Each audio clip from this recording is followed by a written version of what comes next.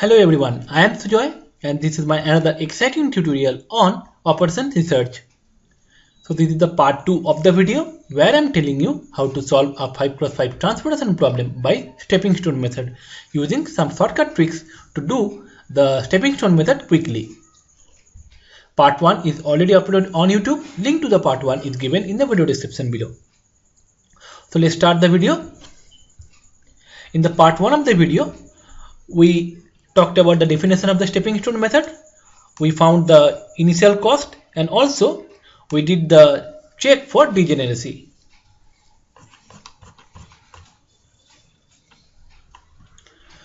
So in the part 2, we'll find out the loops and the paths for all unoccupied or unallocated cells. Forming loops and paths for all unoccupied cells. So for that you have to follow some rules for looping. So these are the rules for looping. Rule number 1, the loop will start from an unoccupied cells, travel through the allocated cells only and will end at the originating or the starting cell. So it will be a closed loop since its starting and ending cell is same. Rule number 2, the loop will go in straight line. Loop can take a 90-degree bend only at allocated cells. In other words, at each corner point of loop, there must be an allocated cell. So they are called the corner cells. Loop can overlap itself.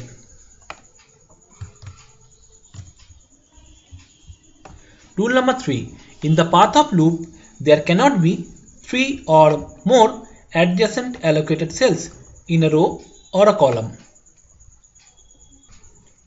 Rule number 4, allocated cells which are in the path of loop but not corner cells will not be considered in the calculations. So these are the basic rules for looping. Let's apply them to draw or find out real loops. So this is our transportation problem.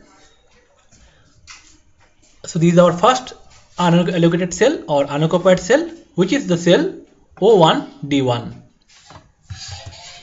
So the loop is nothing but a straight line which starts from an unallocated cell and which travels throughout the matrix only over the allocated cells, and a loop can take bend only at corner cells or allocated cells and then finally terminates at the starting cell.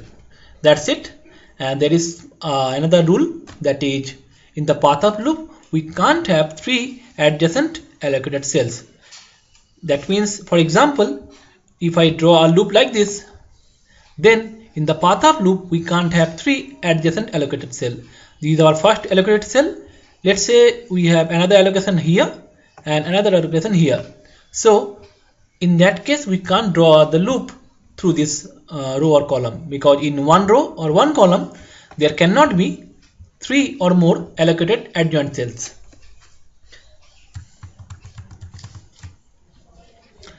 So let's draw the loop starting from the cell O1D1.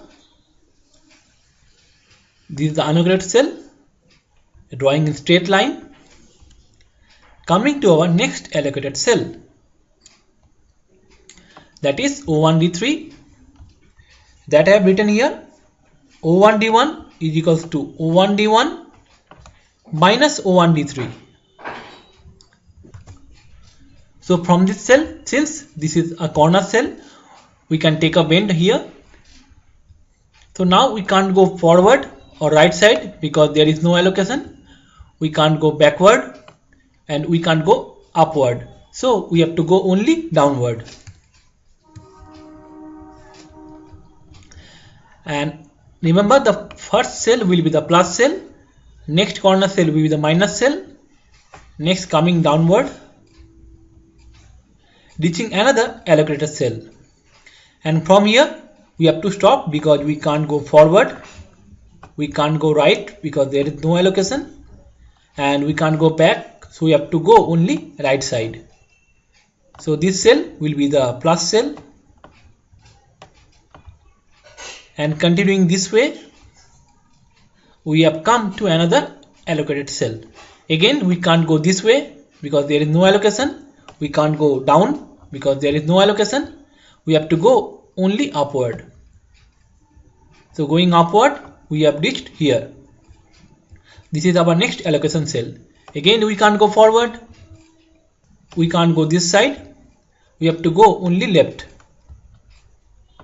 And this cell will be the minus cell, since the previous cell was a plus, and this cell will be the plus cell.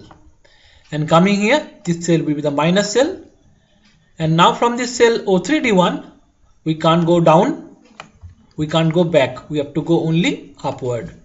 So going upward, we have finally reached to our starting cell. So the loop is complete, because the loop has to start and end at the same cell.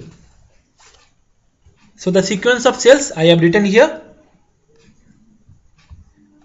For cell O1D1, starting from the cell O1D1 minus O1D3, our next cell, plus O4D3 minus O4D4 plus O3D4 minus O3D1. Now we have to take the values for each cell and do the calculation. So starting from our starting cell, the value is 12. Next cell is the minus cell with the value 11. So 12 minus 11. Next cell is 14, which is a plus cell. So plus 14. Next cell is the minus cell with the cell value 17. So that is minus 17. Next cell is the plus cell with cell value 14. So plus 14. And this cell is the minus cell with cell value 14. So that is minus 14. So now calculating the values, you will get 12 minus 11 plus 14 minus 17 plus 14 and minus 14, which is equals to minus 2. So let's draw the loop for the cell O1D4. So our starting cell will be the plus cell. Starting from here, going downward, coming to our next allocated cell, which is the cell O4D4. So O1D4 is equals to O1D4 minus O4D4, which is the minus cell.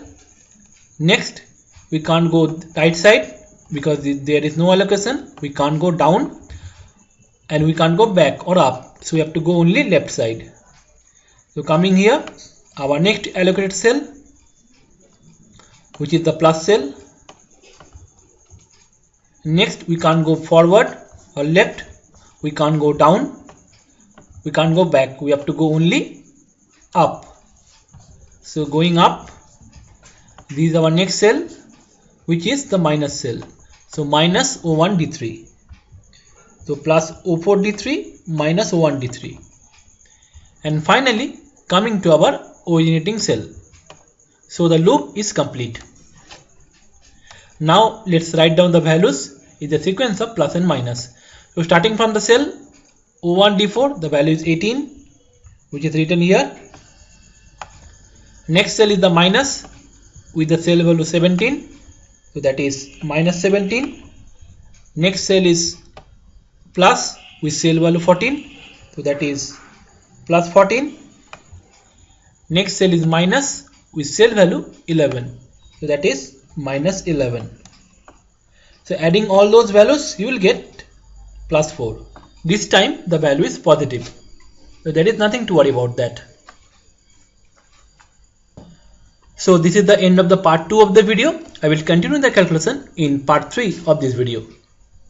So step 1 and step 2 are done. So that's it for now. How was the video? Let me know in the comments below.